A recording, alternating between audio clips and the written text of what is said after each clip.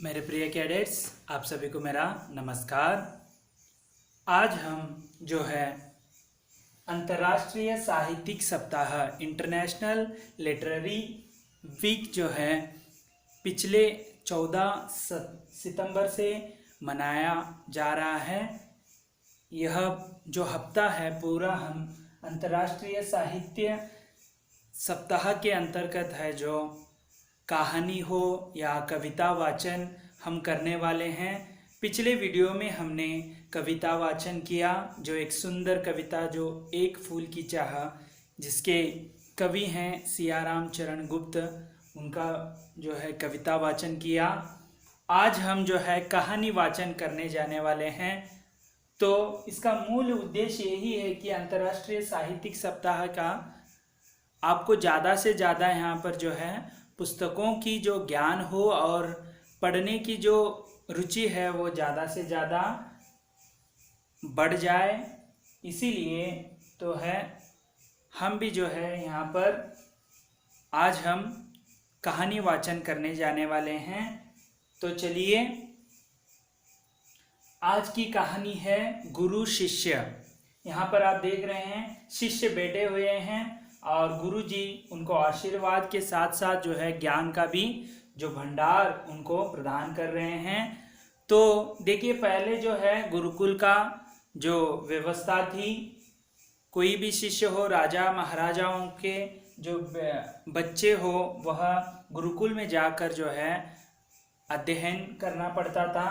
तो चलिए, आज हम गुरु शिष्य का किस तरह यहाँ पर जो है एक ज्ञान को जो है प्राप्त करने के लिए किस तरह जो है कहानी के रूप में गुरुजी उनको समझाते हैं, यहाँ हम देखेंगे। तो कहानी का अब हम वाचन करेंगे।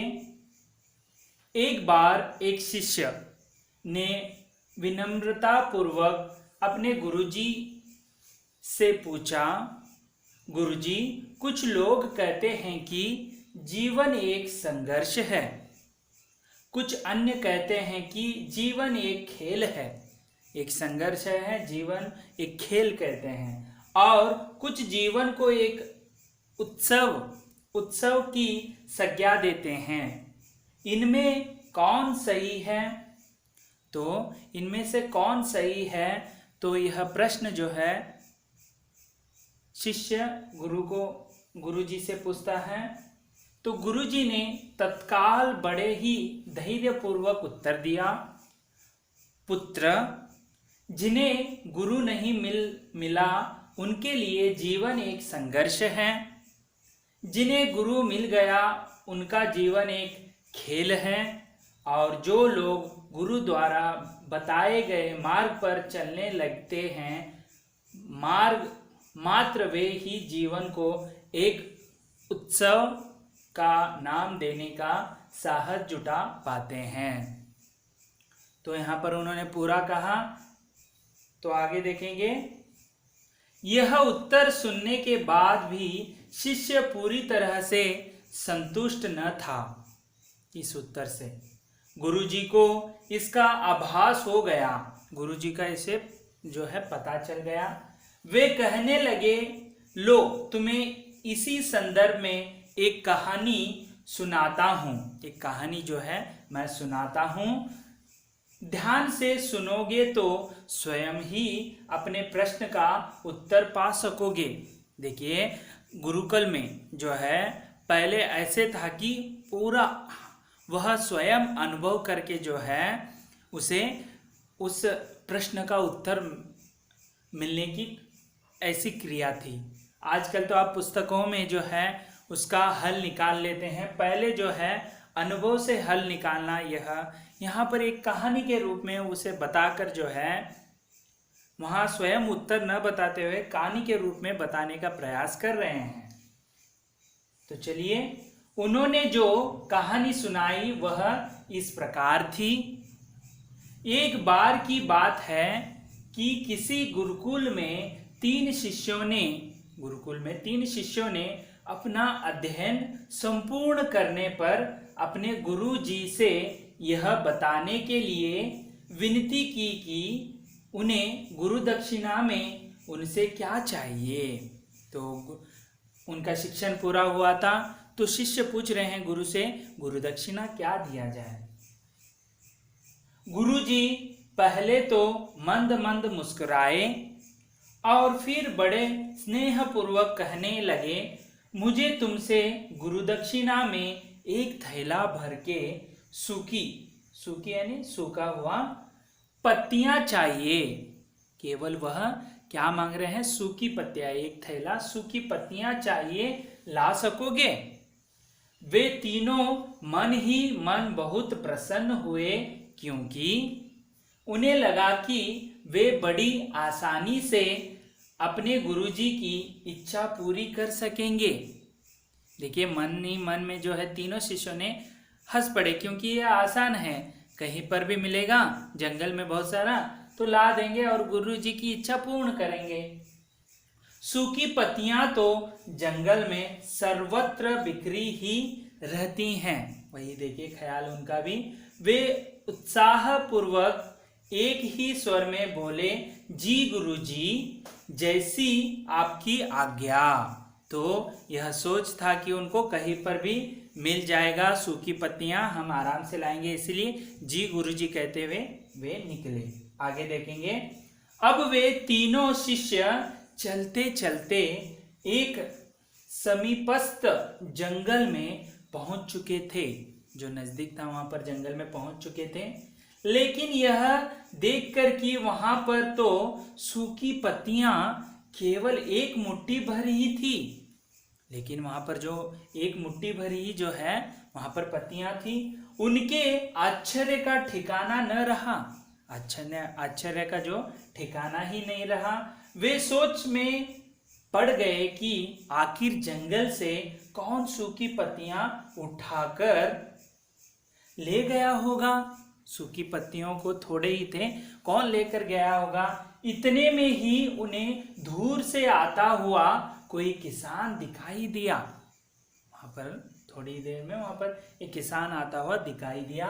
वे उसके पास पहुंचकर उससे विनम्रता पूर्वक यानी जो है विनय पूर्वक याचना करने लगे कि वह उन्हें केवल एक थैला भर सूखी पत्तियां दे दे। तो उस किसान से वह जो है यातना करने लगे, यानी रिक्वेस्ट करने लगे कि एक थैला भर हमें सूखी पत्तियां चाहिए। अब उस किसान ने उनसे क्षमा याचना करते हुए उन्हें यह बताया कि वह उनकी मदद नहीं कर सकता, क्योंकि उसने सूखी पत्तियों का ईंधन के रूप में पहले ही उपयोग कर लिया था। सूखी पत्तियां जो है ईंधन यानी जो है जलाने के लिए जो है पत्तियां भी जो है उपयोगी हैं। अब वे तीनों पास में ही बसे एक गांव की ओर इस आशा से बढ़ने लगे थे कि वो हो सकता है वहां उस गांव में इनकी कोई सहायता कर सके। तो किसान से तो सहायता नहीं मिली, एक गांव पास में ही गांव था, वहां पर सहायता मिलेगी ऐसे सोचकर आगे बढ़ने लगे।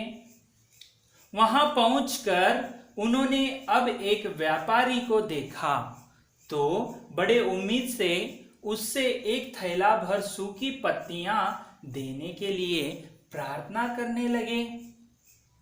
व्यापारी था तो उसके पास हो गई, लेकिन उन्हें फिर से एक बार निराशा ही हाथ आई, क्योंकि उस व्यापारी ने तो पहले ही कुछ पैसे कमाने के लिए सूखी पत्तियों के दोने बनाकर, दोने का अर्थ होता है पत्तों का बना हुआ कटोरे का आकार का पात्र, ठीक है, वो खाने के लिए हो या पहले पत्तों से जो है सूखे पत्तों को एक एक करके जोड़कर जो है खाने का जो थाला होता है उसी प्रकार वह बनाया जाता है। तो दोने बनाकर बेच दिए थे, लेकिन उस व्यापारी ने उदारता दिखाते हुए, यानी उदारता उनके पर दया दिखाते हुए उन्हें एक बूढ़ी माँ का पता बताया जो सूखी पत्तियां एकत्रित किया करती थी, जो है सूखी पत्तियां एकत्रित यानी संग्रह करती थी। पर भाग्य ने यहाँ पर भी उनका साथ नहीं दिया, क्योंकि वह बूढ़ी माँ तो उन पत्तियों को अलग अलग करके कई प्रकार की औषधियाँ बनाया करती थी। पत्तों में बहुत सारे पत्ते होते हैं जंगल में, तो उन पत्तों को अलग अलग करके औषधीय गुण होने के कारण उनको औषध में उसने इस्तेमाल किया। अब निराश होकर वे तीनों खाली हाथ ही गुरुकुल लौट गए। शाम हो गई थी। गुरुजी ने उन्हें देखते ही स्नेहपूर्वक पूछा, पुत्रों ले आए गुरु दक्षिणा? ऐसे पूछा उन्होंने स्नेहपूर्वक। तीनों ने सर झुका लिया। गुरुजी द्वारा दोबारा पूछने जाने पर उनमें से एक शिष्य कहने लगा, फिर से उन्होंने गुरुजी कहा कि गुरु दक्षिणा लाए। तब उसमें से एक शिष्य ने कहा कि कहने लगा, गुरुदेव हम आपकी इच्छा पूरी नहीं कर पाए।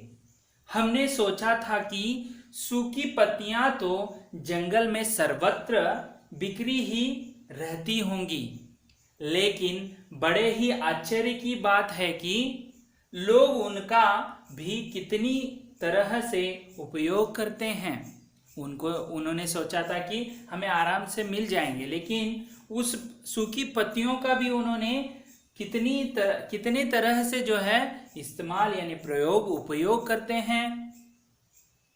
गुरुजी फिर पहले ही की तरह मुस्कुराते हुए प्रेम पूर्वक बोले, निराश क्यों होते हो? प्रसन्न हो जाओ, और यही ज्ञान की सूखी पत्तियां भी व्यर्थ नहीं हुआ करती। जो पत्तियों की तरह, सूखी पत्तियों की तरह ज्ञान भी जो है सूखी पत्तियों की तरह है, वो भी उपयोग होता है करती, बल्कि उनके भी अनेक उपयोग हुआ करते हैं। मुझे गुरु दक्षिणा के रूप में दे दो। तीनों शिष्य गुरुजी को प्रणाम करके खुशी खुशी अपने अपने घर की ओर चले गए। वह शिष्य जो गुरुजी की कहानी एकाग्रचित्त होकर सुन रहा था, अचानक बड़े उत्साह से बोला, गुरुजी अब मुझे अच्छी तरह से ज्ञात हो गया, यानी ज्ञान मुझे मिल गया है कि आप क्या कहना चाहते हैं। आपका संकेत वस्तुतः इसी ओर है न कि जब सर्वत्र सुलभ सूखी पत्तियां भी निरर्थक या बेकार नहीं होती हैं, तो फिर हम कैसे किसी भी वस्तु या व्यक्ति को छोटा और महत्वहीन मानकर उसका तिरस्कार कर सकते हैं। तो वहां पर सोच रहा है कि सूखी पत्तियां जो हैं निरर्थक यानी बेकार नहीं हो सकती, तो हम छोटा या महत्वपूर्ण व्यक्ति को जो है हम तिरस्कार नहीं कर सकते। उसका चींटी से लेकर हाथी तक और सुई से लेकर तलवार तक सभी का अपना अपना महत्व होता है। देखो, यदि सुई और तलवार का मैं एक उदाहरण बता सकता हूं, क्योंकि यहाँ पर रहीमदास का एक दोहा है, उसमें कहा गया है कि सुई की जगह जो है तलवार काम नहीं कर सकती। देखिए, अभी यदि आपके जो शर्ट का बटन निकल गया है तो आप तलवार लेके उसे जो है बटन को नहीं लगा सकते, वहां सुई का ही काम होता है। तो कोई भी जो है उस वस्तु का तिरस्कार नहीं करना है, क्योंकि सुई का काम सुई ही कर सकता है, तलवार का काम तलवार ही कर सकता है। तो इस तरह शिष्य समझ गया कि बेकार कोई भी नहीं होता है, कोई भी वस्तु बेकार नहीं होता, छोटा बड़ा नहीं होता है, किसी का तिरस्कार नहीं करना है, ऐसे सीख गया। गुरुजी भी तुरंत ही बोले, हाँ पुत्र, मेरे कहने का भी यही तात्पर्य है कि हम जब भी किसी से मिले तो उसे यथा योग्य मान देने का भरसक प्रयास करें। देखिए, कोई भी व्यक्ति वो छोटा हो बड़ा हो, उसे यथा योग्य मान देना चाहिए, ताकि आपस में स्नेह, सद्भावना, सहानुभूति एवं सहिष्णुता का विस्तार होता रहे। सद्भावना यानी अच्छी भावना, सहानुभूति एक व्यक्ति के प्रति हमारा जीवन संघर्ष के बजाय उत्सव बन सके। देखिए इसी प्रकार हम आगे दूसरों के प्रति हम बढ़ाए रखेंगे तो हमारा जीवन जो है उत्सव पूर्ण हो जाएगा। दूसरे, यदि जीवन को एक खेल ही माना जाए तो बेहतर यही होगा कि हम निर्विक्षेप यानी जो विक्षेप या फेंकना स्वस्थ एवं शांत प्रतियोगिता में ही भाग लें, यानी अच्छे ही खेलों में या अच्छे शांत प्रतियोगिता में ही भाग लें और अपने निष्पादन तथा निर्माण को ऊंचाई के शिखर पर ले जाने का अथक यानी इसका अर्थ होता है यानी जो न थकने वाला प्रयास करे, न थकने वाला अथक प्रयास करे। अब शिष्य पूरी तरह से संतुष्ट था। तो देखिए गुरु जो है शिष्य के एक प्रश्न के उत्तर के लिए जो है एक कहानी बताई। बाद में जो है शिष्य उस कहानी को समझकर जो है निष्कर्ष के रूप में उसे उस विषय को पूरी तरह समझ में आई कि किसी भी वस्तु जो है वह बेकार नहीं होती, उसका उपयोग जो है सही तरीके से होता है। जैसे सुई या तलवार हो, चींटी हो या हाथी, ऐसे उन्होंने उदाहरण देते हुए बताया है। तो इस तरह अब मैं आशा करता हूं कि यह कहानी आपको बहुत ही अच्छी लगी होगी। इसी तरह अगले वीडियो में मैं जो है अगले दिन जो है एक कविता के साथ फिर से उपस्थित होऊंगा। तब तक के लिए धन्यवाद। आपका दिन मंगलमय हो।